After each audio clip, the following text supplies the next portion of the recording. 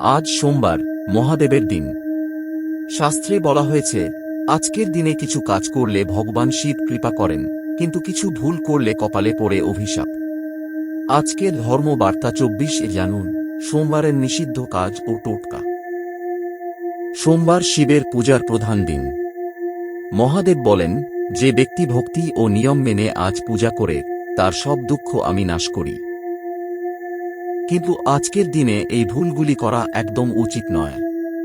লবণ খাওয়া, রাগ প্রকাশ বা গালাগালি, পেঁয়াজ রসুন খাওয়া, মহাদেবের মূর্তিতে চন্দন লাগানো, শিবলিঙ্গে শঙ্খ দিয়ে জল ঢালা, এগুলি করলে পূজার ফল নষ্ট হয়ে যায় এবং জীবনে আসে বাধা। সোমবার সকালে ভগবান শিবকে দুধ, বেলপাতা ও সাদা ফুল অর্পণ করুন। পাঠ করুন এই মন্ত্রটি 11 বার। ও নমঃ শিবায়।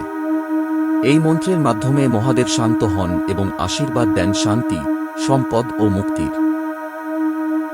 এমন আরও দৈনিক পূজার নিয়ম, সতর্কতা ও শাস্ত্রবাণী পেতে সাবস্ক্রাইব করুন ধর্মবার্তা 24।